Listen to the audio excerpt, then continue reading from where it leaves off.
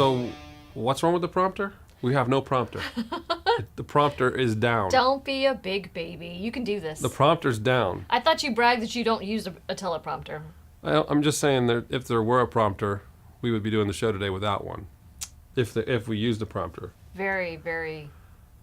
Okay. I've been gone for like a week. You filled in admirably. Thank you. I don't know if you used a prompter or not, but whatever happened, you guys decided you don't need a prompter anymore. We're just going to wing it. Well, they've decided that for you. I need Did you see the big game on Sunday?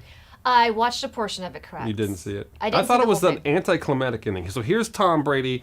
He's got the ball with a chance to win, and he just fumbles it. And you're just like, come on. I mean, whether you like Brady or not, you still want it to get a little more dramatic than that. Do you think it's reality TV now? Do you think it was planned? No, I just was disappointed. It was disappointing. Unlike the Corcoran football ad. Sure. Where there was a lot of drama in that one. Right. You didn't know how that was going to end. I mean, he's dropping back for that pass.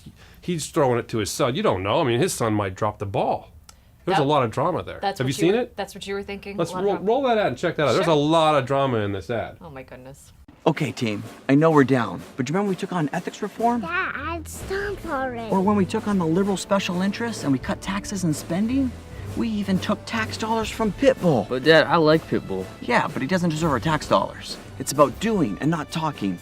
Dad, are you gonna stop talking and call play? Yeah, but that was the tough part. This is easy. On 3.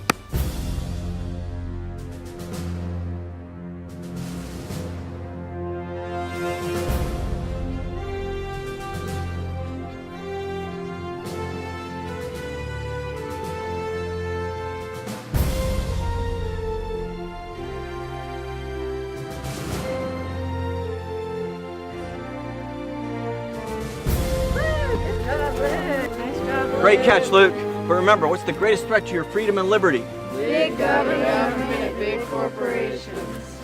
I wasn't done yet. Bean?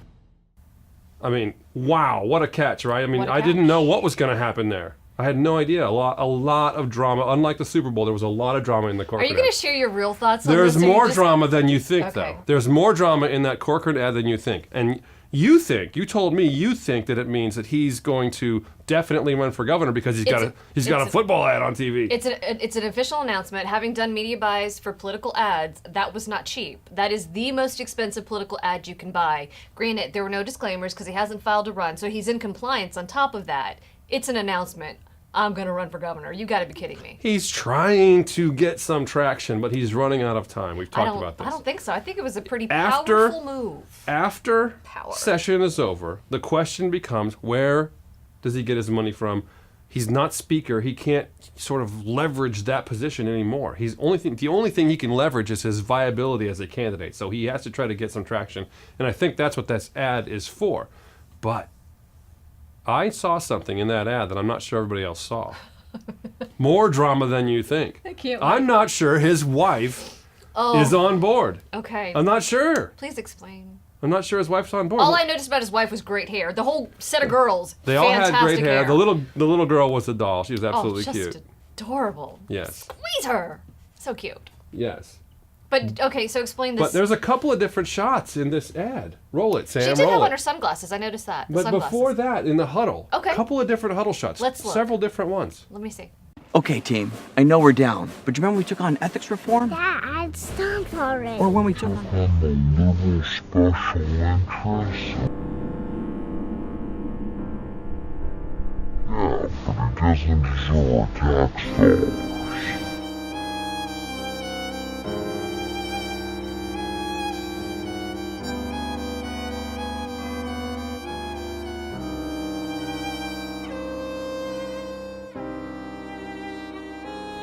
Oh my goodness gracious, you're such a jerk. So I'm not convinced that she's on board. fully on board. She's looking down. She looks like Well- she's unconvinced about this governor's race. You got to have your wife on board if you're going to run. You do. She's not She convinced. has a great name and great hair. She's like, I'm not sure if I can stomach another 9 months of this, or so however many months we got left in the race. I'm August not sure. to November, sure. I'm not sure how long I can stomach this for. She's just looking down and she's just like, Well, so I didn't notice it before your added touches of drama, but she does not look happy. I will agree. She does not have the happiest face in the huddle. Like she's very pensive. maybe she just wanted to play called for her. Maybe. Yeah, maybe. he audibled away from the little girl. Did you notice that too? Oh, He's at the line of scrimmage. And okay. he audibles, He gives a little instruction to his one son there. Doesn't even throw the ball to him, by the way, but he maybe a hot read or something, but the girl's giving that little girl, the cute one, she's like, bad decision, Dad. Anyway, I'm just not sure. I bet your little girl does that too a lot. I'm just not sure Corcoran's got it. I mean, that ad just doesn't do it for me. Listen, so I would Didn't have sell said me. prior to that, and I have a different. It actually turned me around. I'm actually more interested in him as a candidate for governor than I was prior to that football ad. It was a powerful move. A lot of people like the ad, I'll be honest with you. But I'm not sure. It didn't sell me. I'm not sold. I've got a media background. I know. I can imagine what he spent on it. It impresses me. For shallow reasons, it impresses me. A lot of people like the ad, though. I got a lot of feedback from it, and people said that it was a good ad, humanizes him and all that. But I don't think it means he's running for governor, though. So what else could he be running for? AG, I don't know. He's just got to have a lot more money than he has. And what was He's the got to fir- raise so What's much the more first money. thing he says in the ad? We've been behind before, or something to that effect. Yes, yeah, he's way I behind. think that's a powerful. And he's way behind. That is a That's powerful all I'm statement. going to do. We'll right leave it there. at that with Richard Corcoran. There's other people Okay. we can talk about. Sure. Ron DeSantis. Okay. I think he might be way behind. When we have the fundraising reports come out next week, I think he's going to be way behind too. Do you get the impression that maybe he's thinking, wow, I really jumped the gun on this one. I should not have announced. I don't think I want to do this anymore. I think he thought that the money was going to roll more than it's rolled. But I don't know. We'll see. I mean, we'll see when the financing reports come out. I think he's going to be in the less than $4 million, and that's just not going to get it done. No, it's especially not. not with Putnam at $20 million, a And- 4-to-1 advantage. Putnam throwing punches back. I don't care what weaknesses you might perceive Putnam has. You don't have $4 million is not going to get the message out there. That's not even going to buy one statewide TV ad. Right. Well, and if I perceive Putnam as having any weaknesses, he put those to rest the night he spoke to you about his haircut.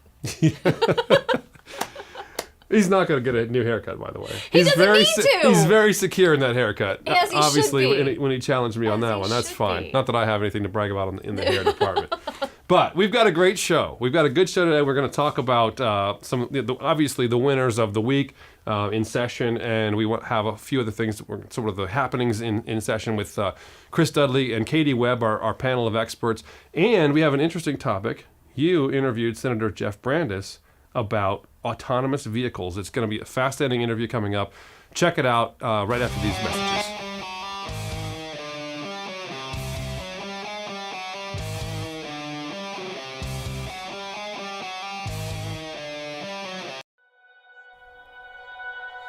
At Budget Blinds, we're in business to frame the light, the day, and the night. So we give you an exclusive combination of high style, expert service, our no surprises pricing, and our no questions asked warranty. We believe that everyone, at every budget, deserves style and service. Isn't that a beautiful place to be?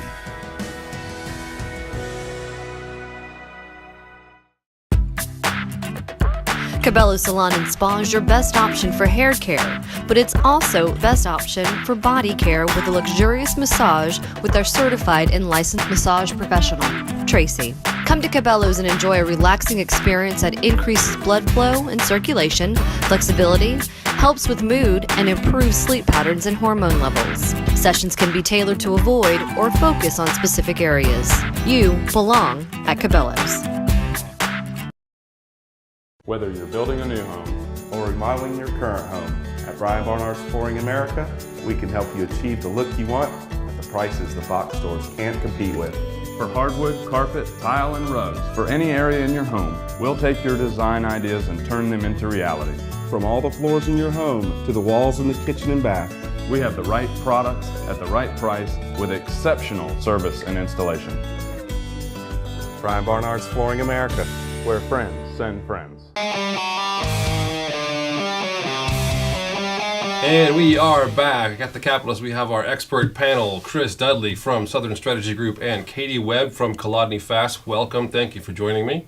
Good to be here, right? That's what you're supposed to say. Wanted Welcome to chat. back. Yeah, thank you. It's the flu really wiped me out, but I think I'm back and I'm not contagious anymore, so don't worry about that. Don't drink out of my cup just to be safe. Want to talk about sort of budget surprises. The budget came out, and the House and Senate rolled out their versions of the budget. Want to start with you, Chris. Big surprises that came out of the budget this last week? Well, listen, I thought it was great that they were close. Last year, a couple billion apart. This year maybe $100 million. So Billion here, billion there. Pretty soon we're talking about real money, right? I think that's a good sign. I know they spent the money differently. I thought it was interesting. The House took a couple $100 million from the university system and rolled it into the community college system, and that higher ed is clearly the priority for the Senate president. So that and he's been a supporter of the universities and a little critical of the colleges. So this kind of sets up a battle for higher education during the budget conference, I think. Mm-hmm. Katie, any surprises for you?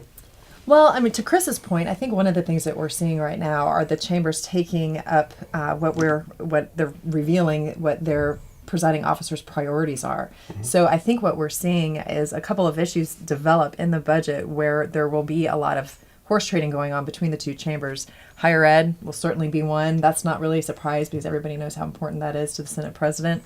And then you've got another interesting development, which I haven't really had a chance to fully analyze, but it's the Florida Forever funding that Senator Bradley just passed off the Senate floor this last week. It's unclear how the House is going to respond to that. At this point, it doesn't look like they are on the same page 100% there. So I think that'll be another interesting development that we'll see the two chambers negotiate.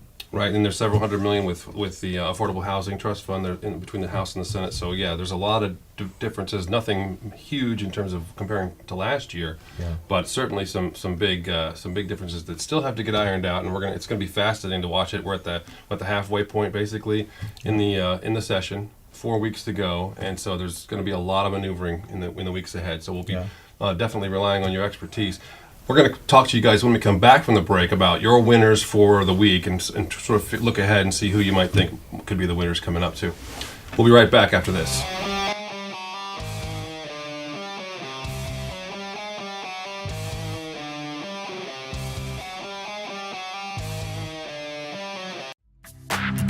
At Cabela's Salon and Spa, we love clients like you. Cabela's has the most talented beauty industry professionals in Midtown Tallahassee. Ranked as one of the most popular salon and spas, Cabela's combines an elegant environment with warm and welcoming customer service. Cabela's is known for impeccable hair care expertise, from innovative cutting techniques to the latest trends for color. Cabela's is the place to go for Halo Couture hair extensions and luxurious Brazilian blowout treatments. All of our stylists are highly trained, creative, and committed to understanding the needs and desires of our clients with a focus on maintaining the integrity of your hair. As a full-service salon and spa, Cabela's offers luxurious manicures and pedicures and waxing services, as well as eyelash extensions, microblading, skincare, spray tans, and of course, massage services. Make an appointment and discover why you belong at Cabela's Salon and Spa. Axio Salt Spa and Juice Bar is the perfect place to begin a new you. Start with the Salt Room experience with Himalayan salt infusion to leave the stress behind. And move to the Salt Chamber to take your reliefs to the next level. We offer massage and facials as well as a complete line of Eminence products to treat your skin. Finish your treatment with an organic juice or smoothie from our Juice Bar. Axio Salt Spa and Juice Bar, the perfect place to get your relief from the inside out. Every morning the sun rises in our fair city. A while later, Chris, the late riser, wakens for a day of work and involvement in FSU and community, serving Tallahassee as he has for years. Across town, Brother Peter, the early riser, has already turned on the lights, checked itineraries, and game planned with loyal employees who've been showing up every day for decades. And as the day rolls into business mode, the brothers orchestrate what has come to be recognized as Tallahassee's premier auto dealership, your car dealer, Kraft Nissan. And we are back. I want to talk about big winners. We had a big winner on Sunday night with the Super Bowl, the Eagles upsetting the Patriots. And now I want to talk about who might be the big winners in the last week's session. Over the past week, Katie, I started with Chris last time. I'll start with you this time. Who's your big winner? So my big winner for this week is Representative Jason Broder. And what he did as it relates to medical marijuana, which is it's a really strong statement. And for those of you that don't know, what he did was he sent a message to the Department of Health and basically froze their salaries until they made some more progress on applications pending licensure and some medical marijuana card requirements as well. So the department's been dragging their feet, sort of trying to figure out the rulemaking. Is that what it was? Well, there's multifaceted issues, but from his opinion, yeah, if you were to ask Representative Broder, he wants them to move a lot faster than they've been moving, and he sent a pretty strong message with that particular statement. Interesting, good stuff. Yeah. Chris, who do you have? For me, it's Elizabeth Benequisto. I thought she had a home run week. I mean, she continues to make state and national news on her push for limiting access to opioids. Kind of in a fight with the FMA now over the number of days that you can use it for. But she also was the lead on passing a bill that will ban children under the age of 18 from being married. Mm-hmm. And she had some very compelling personal stories that she has shared this past week, and I think that's a home run issue too. So. She's been a force this whole time, and absolutely, it's going to be interesting to watch as this thing continues. There's another bill making its way through right now. It's the autonomous vehicle bill, and I wanted to ask you guys about that. Senator Jeff Brandes is sponsoring that on the Senate side, and I think his sort of version of that bill is also largely adopted language-wise in the House. I'm not sure where it stands exactly, but can you guys give me an update, or do you have any insights on where that stands, what it's trying to accomplish, and where it goes from here? Autonomous driving, robot cars. I mean, well, Senator Brandes, yeah, sure. I mean, it's just a neat topic, and this is so typical of a Senator Brandes type of pet issue. Mm-hmm. He loves to be on the cutting edge of any kind of interesting technology and developments as it relates to how the state may look, 50 years from now. Right. So it's no surprise that he's on this issue, and I think that some of the regulatory components, which is what in large part his bill addresses as it relates to driverless cars, are going to be pretty controversial. So this year might not be the year for it. Chris, I don't know what you think about the chances of success. Yeah, I don't know if this is the year either, but we're just not ready for robot cars yet. That's what you're telling me. We're getting there, though. I mean, the state has made a huge investment in a autonomous vehicle test track down at Polytech in Lakeland. They're working on that. I represent the trucking association, and we've already run a truck 120 miles out west, and we're moving in this state to truck platooning, which is essentially AV technology where trucks tether close to each other, and there's safety. Stronger safety. Road trains, it sounds like. Road trains, yeah. So it's coming. So. Yeah, we have a great interview coming up. Ann's going to interview Senator Brandes about autonomous cars and vehicles, and we're going to show that in just a moment right after these messages.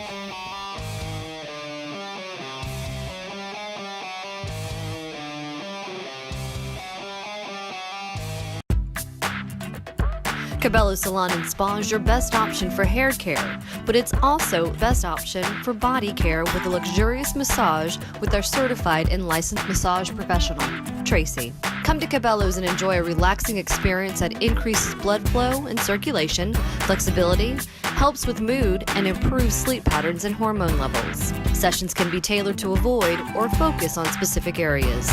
You belong at Cabela's.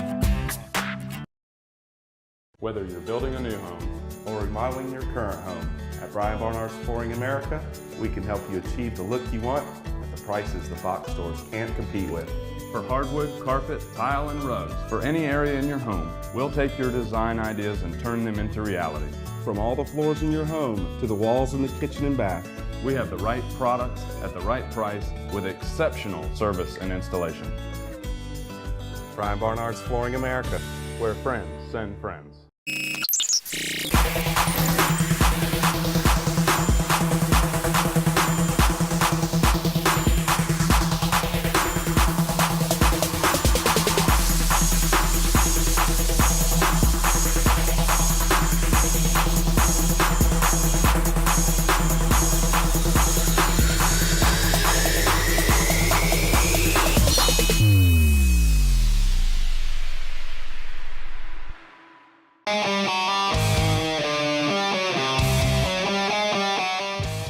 And welcome back, Ann. Autonomous vehicles. Autonomous vehicles. So yes, I went to go talk to Senator Jeff Brandes, Republican out of Pinellas County. I knew nothing about it, just the very, very basics, and actually was very, I don't believe this will ever happen. Robot cars. that was my attitude on the matter. But I thought, hey, I'll humor this guy because Katie had mentioned it. She was like, hey, you've got to go talk to Senator Brandis about these autonomous vehicles. It's fascinating. Okay. Took her word for it. I'll at least go have the conversation. Blown away. I cannot believe it's George Jetson stuff. And so basically, Senator Brandis is leading the way for Florida, which is one of the leading states in the whole matter of autonomous vehicles. And so basically, we are prepared to meet the future right now. I'm really impressed. We'll go ahead and talk to Senator Brandis right now. Senator Jeff Brandis is working toward a bill that will help make the future happen now. Yeah, it's happening. And so the fascinating thing is you're going to recapture all of this time. So for those people who are commuting an hour each day to and from work, this now becomes useful time to them. And they can talk to their family, continue watching that movie, work on projects for work. But all of this becomes usable time, and we recapture all of this time that we've been spending mindlessly driving down the road trying not to die. The Pinellas County Republican is talking about autonomous vehicles. So there are essentially 5 degrees of autonomous vehicles. If you think about the Model T being a 0, everybody has cruise control in their car today, so that would be a level 1 autonomous vehicle. If you add cruise control and lane assist, you have probably a level 2, so there's level 2 vehicles on the roads today. If you buy a new Tesla, it comes kind of standard with a self-driving autopilot assist piece to it. Level 3s are coming out later this year or early next year, and then level 4s should be on the roads by what would we consider 2020 to 2025. And level 4s may have no steering wheel and no pedals, but essentially are able to operate within a geofenced area of a city. And be able to handle most of the driving most of the time. As the level 3 AVs are on the way, here's a better explanation. So level 3, think of this as like on-ramp to off-ramp autonomy. So when you get on the interstate, you can press a button, take your hands off the wheel, and when you're ready to get off the off-ramp, it will hand you back over control, and you will drive what we consider that the last mile to your destination. But if you're driving from Tampa to Tallahassee, you would be able to get on 75, press a button, and it would be able to take care of all of the driving needs right up until you get off the off I-10 to turn into Tallahassee. My first question was, how safe is this? How many humans are going to get inside a car to get on a highway or street that basically drives itself? First, it'll make the roads radically safer. So we have to understand that, Florida loses 3,000 people a year to traffic accidents. Around the world, it's almost 1 million people a year die in auto accidents. And so I think it's going to do 2 things. I think it's going to make us more safe, and I think it's going to make us radically more efficient. So these models of kind of Uber and Lyft, when you add that technology with autonomous vehicles or self-driving cars and the electrification of the fleet, you have a very, very efficient, mostly electric fleet in the future. But what about trucks, or worse, really big trucks? What if the speed limit changes? The car will switch lanes and keep driving. You have to understand the car is looking at the lane lines. It's also looking at the speed signs. It also has kind of a digital overlay of the entire space that it's operating in as well. And so they've mapped it previously. And so it's operating in this environment, and it's operating with other cars that have operated in that environment earlier in the day. And so it's using all of that information and making decisions based on all of that information coming in at the same time. Okay, but how close are we really in Florida to having self-driving vehicles? So I think we're already in conversations with a number of companies today.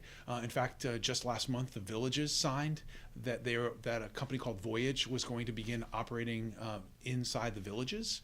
And so I think you're seeing that happen. Obviously, you're watching University of Florida deploy an autonomous shuttle for the first time. Jacksonville's talking about taking away its shuttle system and deploying autonomous vehicles on its Skyway. And Miami's in talks with a variety of companies right now.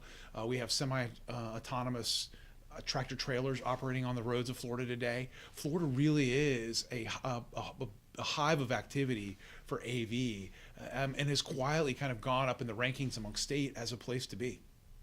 So Florida is a leader in all of this, but how simple will it be when it's readily available for the people to use? Yeah, just like an Uber app or a Lyft app, you would press a button and it would send the autonomous shuttle to your house. It would pull up right in front of your house. You jump in, it would tell you, you would tell it where you wanted to go, and it would take you there. So it's really about driving efficiency. If you think about our cars, they sit vacant 95% of the day. And so the ability for us to lease them out while we're not using them, and for them to know our calendar and come back when we need them, is something I think you're going to see happen, probably in the next 15 or 20 years. Clearly, Senator Brandis is passionate about autonomous vehicles, which at this point may be as far-fetched as airplanes would have been to people living in the year 1900. So I think it's important to recognize that Florida really is a leader in this. We hold an autonomous vehicle conference every year. We just had our 5th one, and we have over 600 participants that show up to the AV conference for Florida. And it really is kind of a policy conference, bringing people in from around the country to really focus in on how should states think about this? What's the future of this? How do we get cities and counties engaged in this? We've got a smart cities bill going through the process this year, hoping that cities will begin to kind of change into a prototype culture. We really want to kind of infuse this prototype culture into everything that we're doing in our cities as far as transportation. One of my friends calls it the John the Baptist of autonomy. It's the thing before the thing. So Brian, coming out of that, there was so much more we could have put in that story. Right. I mean, he is passionate about it. It even goes and into... we are on the cutting edge, no doubt about it. Florida is on the Completely. cutting edge, and guys like Senator Brandis are leading the way. And you saw that footage. And in the villages, they're going to put that bus in there to start taking people where they need to go. A robot bus. A robot bus. My parents don't live in the villages, but close enough that they might be soon riding a robot bus. That's what you're telling me. They may want to try it out. So they're testing it on closed campuses, obviously. I think what they need to get is robot golf carts first, because that's the primary mode of transportation in the villages. I bet that would be simple It in would be. comparison And to safer. Right, and safer. Maybe just make them big bumper cars, you know. But the other thing, the other side notes to all of this, the environment will change. It'll be better for the environment because we'll have fewer cars eventually. Oh, good, because I'm so worried about the environment. You should be, you Republican. And then, on top of that, we will have fewer parking lots because we won't need them. You go to the movies, the car leaves you. The car comes back and picks you up, you go home. Right on time. Right on time. Fascinating. Just like a whole bunch of Ubers and Lyfts all by themselves just going all over the place. We should automate this show next week. Isn't it already automated? Mostly, though? Really? mostly. Thank you for joining us, and we'll be back next week.